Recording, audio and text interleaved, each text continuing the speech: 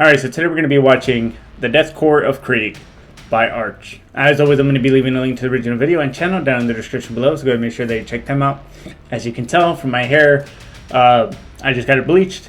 My goal is to turn it silver, try to get my Daddy Dorn type hair on, but besides that, I've heard about the Krieg quite a bit. Heard about the planet that they kind of grew up on, heard about the whole thing with them as far as like their insane devotion to the Emperor and all that was because they had actually staged a revolt against them. Obviously it didn't go very well. And just one little last thing before we get into the video, because this is going to probably be a 3-part type one, was that someone commented somewhere, I don't remember what video it was, but someone said that the Emperor could literally make the Krieg drop to their knees by saying 3 words, and I think it was like, "I forgive you," and then that just kind of hit me right here. So hoping to see like a little bit of history, a little bit of maybe what happened during the revolt, just things about them, how their planet came to be, this planet where they were actually forced to have the mass, how they started to get into that whole making people in vats and all that. So very excited to hear about all that. So let's go ahead and get to the actual video. But before we do, don't forget to like, subscribe. It really does help me a lot. Hit that notification button so you get notified every time I do upload. Uploading a lot more frequently now. Let's go ahead and see what the Korps of Krieg is all about. Greetings and salutations, friends, and welcome to the first video in the Siege of Vrak's lore series. We will begin, of course, with the most anticipated... This is an hour and 14 minutes, and he just said welcome to the first video. Holy shit. Video in the series, that on the Korps of Krieg. Much has of course been made about these rather famous fighters and their dour attitude, their willingness to sacrifice, and of course the fact that their world is an absolute hellhole, on a scale that is rare even within the Imperium of Man. But did you know that once Krieg was a veritable paradise world? It was rich from wide-spanning trade, export and produce. And whilst it lacked the natural beauty of a true paradise world, being of course a hive world, it was prosperous. Its citizens were about as happy as any imperial citizen of a high world had any right to be. And ruled by the Council of Autocrats, it was a flourishing society that would go on to flourish for hundreds of years. Until finally, the ruling class decided that since they were doing such a damn good job of governing Krieg, that they deserved a little extra. After all, every few years they had to offer up significant percentages of their total produce, their wealth and industrious resources to the wider Imperium. An Imperium that barely even knew that Krieg existed. I was thinking about this too, like I don't know what in time frame is for like that this setting is supposed to be at, like if this is before, like say the heresy, is it after? I mean, I would assume it's before, because with the revolt going on and then the loyalists who stayed loyal obviously end up developing that insane amount of devotion. So it used to be a beautiful place. Obviously I'm assuming he's gonna go into how it happened. After all, when was the last time that the wider Imperium did anything for Krieg, eh? When was the last time that it had done something for the Council?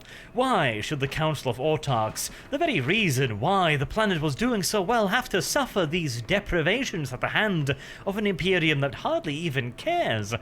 And due to these extortionist tithes, many of the planet's ruling elites had to languish in a mere 2 or 3 palaces. Surely, they reasoned, that if only Krieg's resources was left to Krieg alone, as was only right and proper, they could make everything so much better.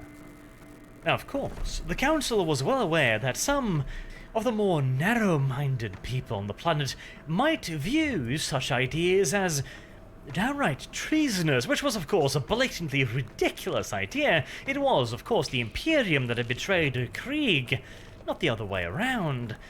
Nevertheless, for the time being at least, plans would have to be laid in secret until Krieg was ready to redress this injustice placed upon it by the extortionist tactics of a tyrannical empire.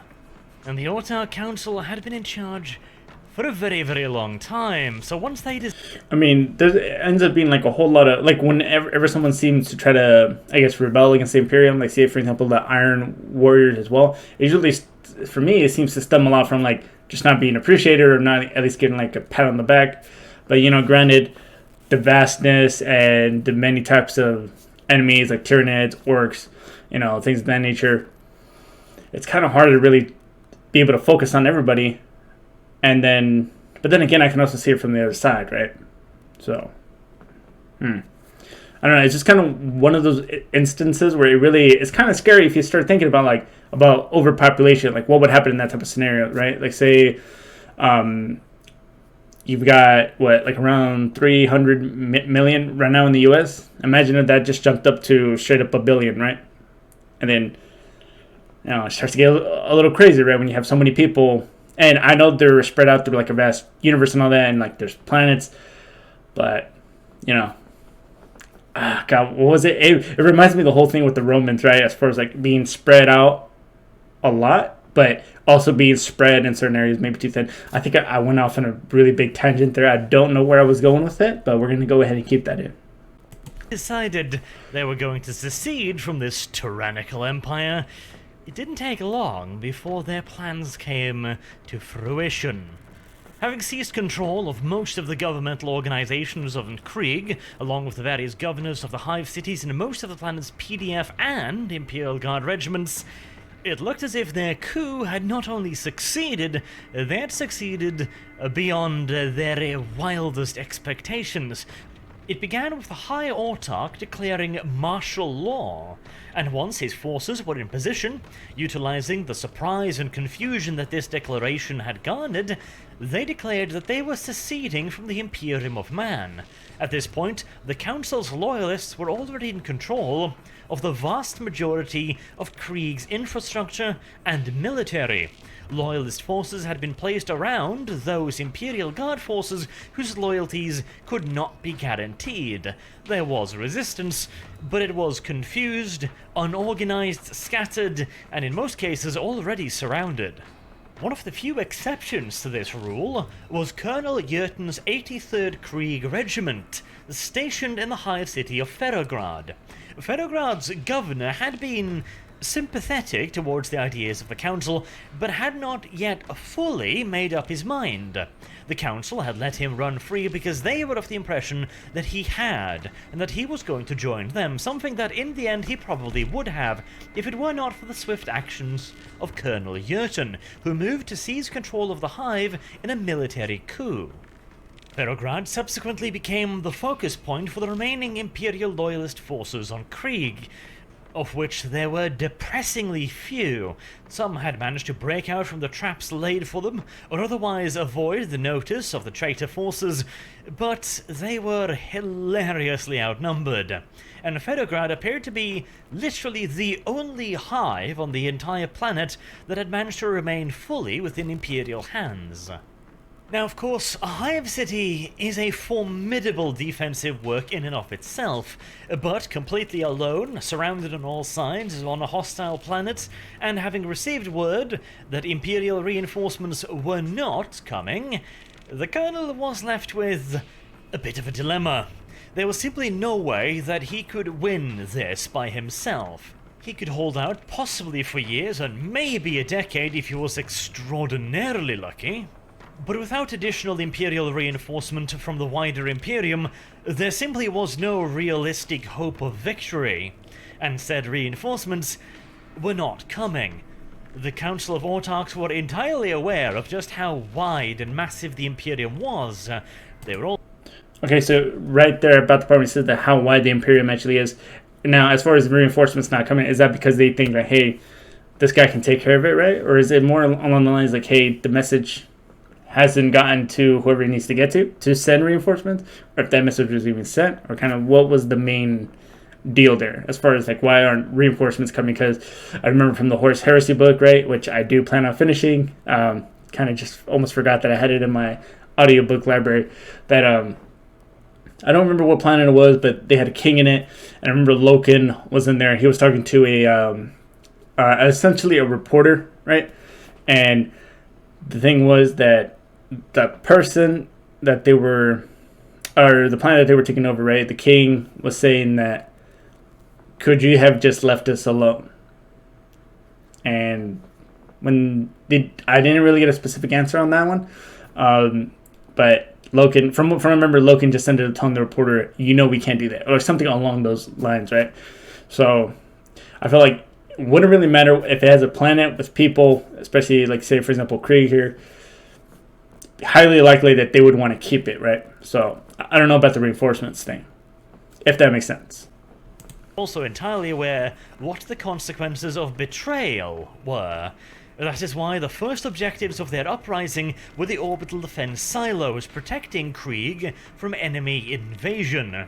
Krieg was a vital world within the Imperium, one of considerable importance, and thusly its defenses had also been prioritized quite highly. And in this particular instance, Krieg being a massive hive world, its planet-side defenses were already formidable in the extreme, every single hive city being home to billions of Imperial citizens, potentially millions of PDF troops, and gargantuan defensive works built into the cities themselves.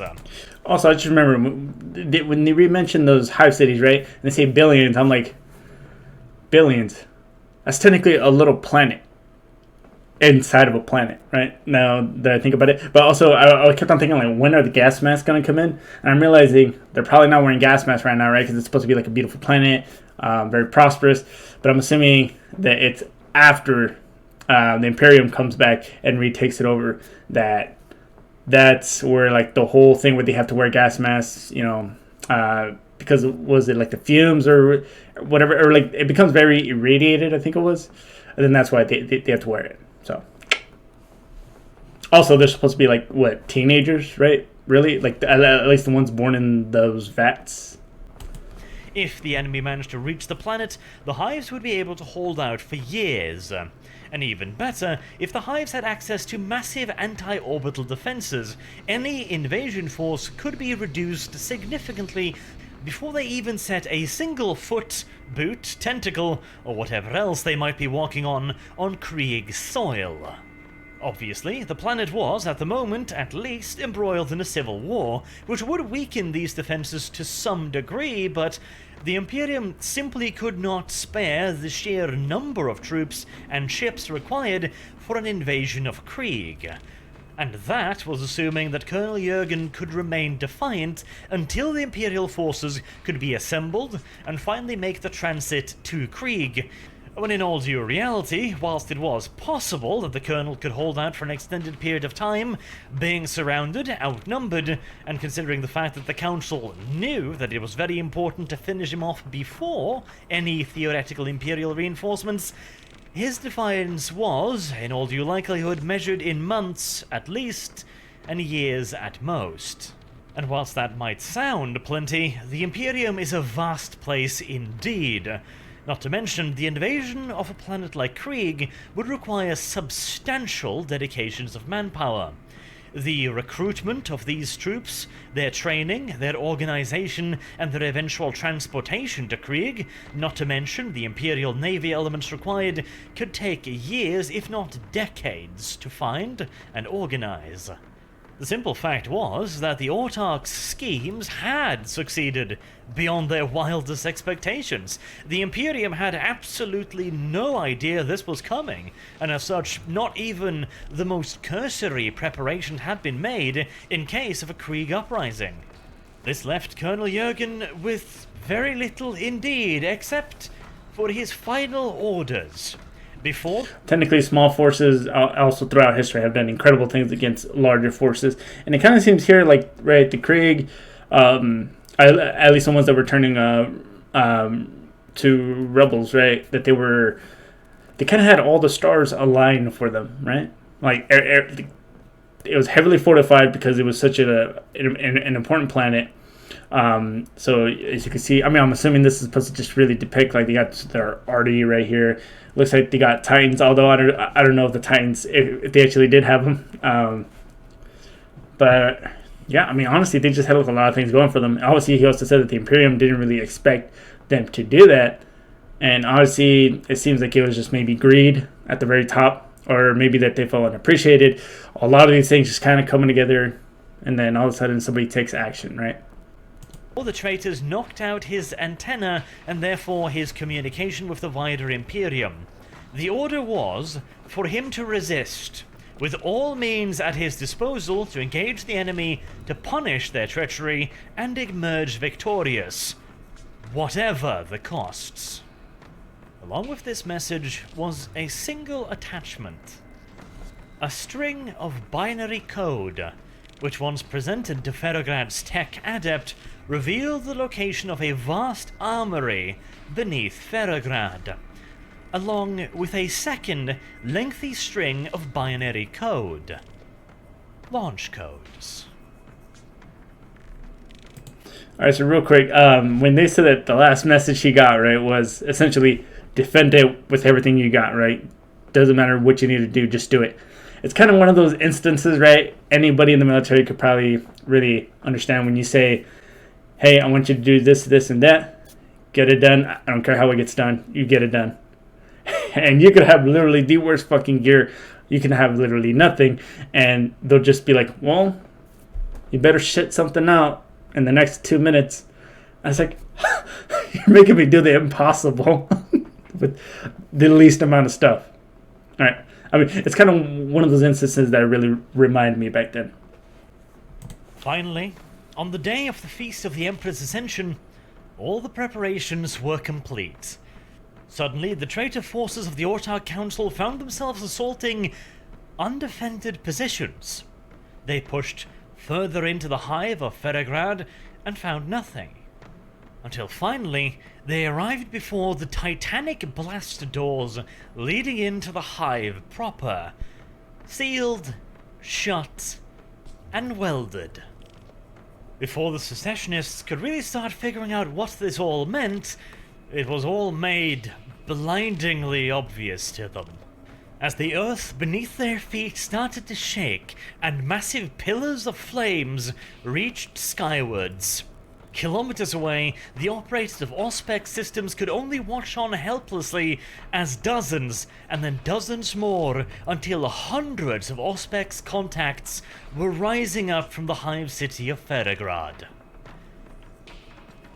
It turned out that the hive city of Ferrograd had been chosen to store vast quantities of Dark Age of technology weaponry of the nuclear kind, and of a wide variety of flavors as well.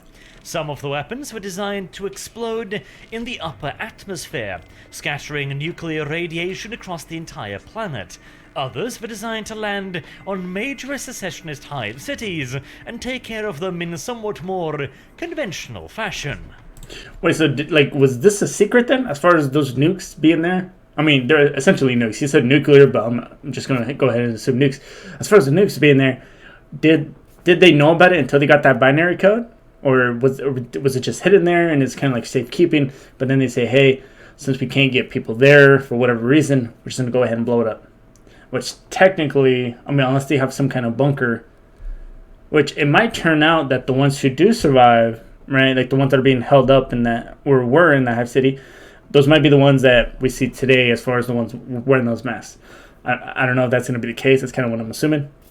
So I'm assuming this nuke and radiation is going to kill everybody else. Because I'm still assuming at this point they're not really carrying that gas mask around.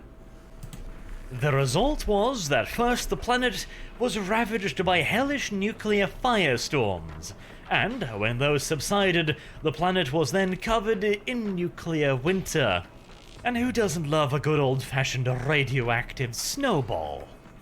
Now, of course, there is really only so much you can do to prepare yourself for a literal nuclear apocalypse, but the citizens of Ferrograd, those deemed necessary to the continued survival of the Imperial Loyalist population, and of course its defenders, had done what they could to prepare themselves for the nuclear fallout they were about to unleash. The secessionists, however, well, they didn't even know the weapons were there, and as such their preparations were less than entirely adequate. Now, of course, once again I must mention that hive cities are designed to survive pretty much anything, but only if they're given enough actual notice to prepare for said eventuality. A direct nuclear strike, well, while survivable, it was certainly going to strip off quite a bit of ablative protection, not to mention a few thousand hab blocks. In the same manner, Krieg's PDF and secessionist regiments were relatively well prepared. Relatively well prepared, in that they were fairly well equipped, and nuclear eventuality were amongst the list of things they were potentially prepared to deal with, but with virtually no warning, well, again, the mere fact that they could have been prepared does very little for the fact that they were not prepared. Once the, in this case, literal firestorm had died down and the nuclear dust had begun to settle, the secessionists were not done for. They had not been destroyed, as some had hoped, but it had certainly leveled the playing field. As it now stood, the Loyalists possessed millions, possibly as much as 1 billion or 2 civilians, which could eventually, of course... I thought he was about to say like 1 billion nukes. I was about to be like, Jesus Christ, how many did they early set off? ...be turned into yet more meat for the grinder, and an unnumbered quantity of Imperial Guard regiments, probably stretching into a couple million as well. The secessionists still held the considerable military advantage, but they now found themselves fighting in an irradiated wasteland. This meant that they would have to deal with actually surviving first and fighting a war second, whilst the surviving Loyalists found themselves with no such impediments. After the Loyalists launched a major campaign of counterattack, the two sides eventually settled into a long and protracted stalemate. The situation in which both parties now found themselves, that of fighting amidst an irradiated hellhole of a landscape, meant that there weren't actually too many areas of the planet that could actually sustain extended combat. The population had long since retreated far below ground, and combat now took place either in large-scale underground engagements where both parties were digging tunnels against one another, or in limited above-ground engagements. This particular form of warfare turned out to be remarkably vicious. On the one hand, the trenches needed to be occupied at all times in case the enemy launched a surprise attack. However, the men that actually had to occupy those trenches could only do so for extremely limited periods of time before they were exposed to lethal doses of radiation. This meant that the men on the surface would have to constantly be cycled in and out to at the very least extend their lifespan. Don't get me wrong, once they were deployed on the surface, their life was a finite resource, something that would come to greatly colour the nature of Krieg's warfare, but at the very least, the resources that was their lives could be spent as slowly and grudgingly as possible.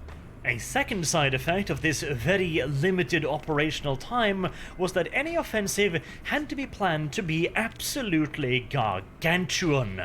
Once large numbers of forces were dedicated to a surface conflict, they had to gain some ground. Every available man had to be thrown against the objective in literal human wave-style warfare to assure that at least something was gained from the expenditure of their lives. But again, considering the fact that the vast majority of men committed to such an action were essentially already dead men walking once they...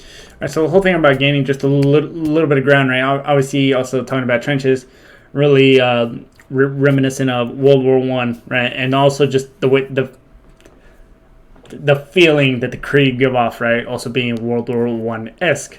And it's pretty cool. I mean, obviously, if you had guys that were dying of radiation in a Warhammer universe, it would make sense to, just at least put them down, or make them rush, I guess, and then at the very least make your enemy lose some rounds. I mean, it's kind of a dark way of watching it, but still very cool. I mean, so I'm assuming at this point though, they are not wearing the gas mask then at this point. I mean, even though I can see the picture here, I'm assuming that's just for illustration purposes, but I'm assuming that they still don't have the gas mask. I feel like it's something that's going to come on later when everything dies down, but I don't know what is going to happen to the cessationists.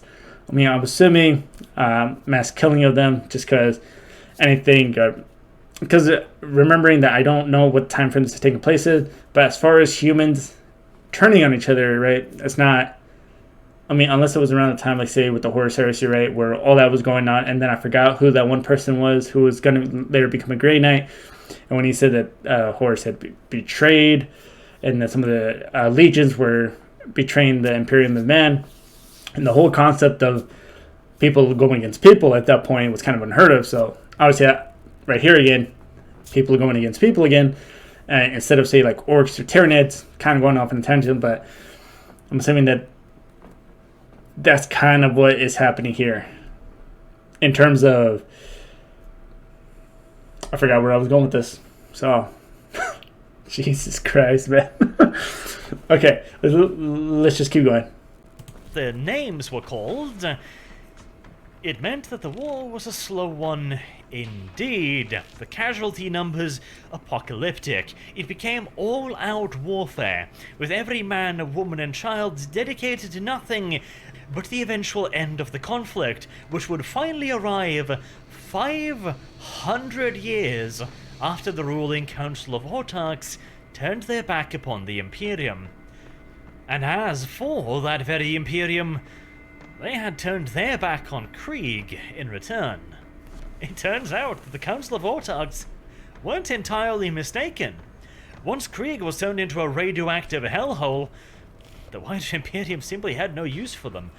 It might sound cynical, it might sound monstrous indeed, but the simple fact was that the benefits of reclaiming Krieg were dwarfed by the costs of doing so. And as you can 500 years, though. 500 years, man. probably imagine, after 500 years, it came as quite a shock to the Imperium when they were contacted from Krieg, a planet that they had long since written off as a death world at absolute best, and in all due likelihood simply just a dead planet. And whilst of course the saviour of Krieg, and amusingly enough, its destroyer, Colonel Jurgen, was long since dead, the people of Krieg had inherited his goal of one day returning to the Imperium of Man, and so here they were, but they had nothing to offer the Imperium. So they never stopped fighting.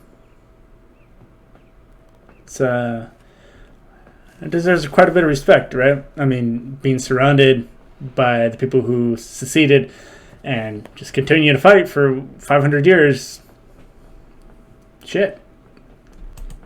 Their world was still a nuclear hellhole and would remain so for quite some time yet. This was not the thriving mercantile hub of years gone past. This was little more than a radioactive ball hurling through space. What could such a world possibly have to offer the Imperium in return for the Imperium's protection and potentially some help in fixing that hellhole of a planet? They can give their lives, which it seems like where this is going to be going. There was nothing. Or, wait, there might be something. Krieg had been at war for 500 years. The society that breeds was, unsurprisingly, rather militaristic. And that military had been at war for 500 years in some of the most hellish conditions imaginable. And the Imperium does always need soldiers. The Adeptus Administratum, The whole tough times makes tough men, levied upon Krieg the highest manpower tithe possible. And so, officially, the Death Korps of Krieg was born. Although unofficially, they'd called themselves that already for quite a while during their lengthy civil war. But the Administratum is not completely without heart, just mostly. And so they decided that at the very least they should let Krieg start out a little slow. Their society was in ruins. Well, even that would be considered a very charitable interpretation of Krieg's current situation, and so they wanted to give them a little bit of time to gather themselves up, to start rebuilding a little bit. And so, for starters, the Adeptus Administratum requested that the Departamento Munitorum request a single regiment of Imperial Guard to be raised. The officials on Krieg responded by stating that they had already raised, trained, organized, and equipped 20 regiments for immediate deployment. It was also added in a side note that every single one of the commanders of these 20 regiments are requested to be posted in the most hazardous battle zones that the Departamento Munitorum could find for them. Now, I consider myself a man of a considerable vocabulary. I flatter myself by supposing that I have a modicum of talent when it comes to painting pictures with words, but even I fall, well, and truly short of the necessary verbiage required to even begin to describe the sheer size, lust, and longing of the Adeptus Administratum's boner upon receiving this reply. But before one allows the vagaries of Winkyhood to lead one astray, these new regiments had to be tested. It was, of course, entirely possible that the men of Krieg could talk the talk, but could they walk the irradiated walk? It turns out that they could, beyond the wildest expectations, in fact, of the Departamento Munitorum. It turned out that 500 years of warfare had not only bred extraordinarily tough troops with a disregard for personal danger and death that bordered upon the insane, they had also developed an absolutely gargantuan armaments industry deep beneath the ground of their irradiated planet. Krieg was a package deal. Not only could it train and organize extraordinarily tough formations of fighting men, they could arm them as well. Upon hearing this, the Departamento Munitorum immediately requested that the Adeptus Administratum increase the tithes leveled upon Krieg and turn it into a perfect war world. Additionally, they also lobbied for the introduction of so-called Vita womb birthing technology to be granted to the officials on Krieg. And this was a very, very big thing indeed. The technology of Vita wombs is controversial, shall we say. Controversial. So, I mean, okay, so this one when we start getting the people born in the vets. And as far as the Krieg, right, and you get them that they've had 500 years worth of a civil war. And, like, say, for example, with the military, right, you get, like, a lot of people, and this could be in any military, you get a handful of people who are, like, really good at what they can do. But that doesn't mean that everybody within that military can do that, right? You got their little onesies and twosies that are going to bring the amount of a good job that, like, say, for example, a squad can do, but it can be brought down if someone isn't pulling their weight, essentially, right? Now, the fact that they just say, hey, send us to the worst shithole you can think of, right? Now, obviously, probably stemming from the whole that they feel absolutely horrible that the Krieg would ever betray the Imperium, that they're trying to just get redemption. It doesn't really matter what it takes. And what was it, like 20 regiments that they really had of their own? And at this point, right, it would seem to make a lot of sense to have the world now, since the fact that it's kind of like messed up, become like a training ground, right, for maybe other regiments. It just really feels like it's kind of now one of those military powerhouses, right, that, which also, real quick, I don't know what happened to the people who did secede. Did they all die? Did they give up? Did they rejoin? Whatever happened to those, I forgot what they're called, but like these guys are really high up that actually initiated the whole thing. Damn, this is one of those weirder stories, because this is one of those moments where there was actually a civil war that you heard about within the Warhammer 40k universe, besides maybe like with the Horus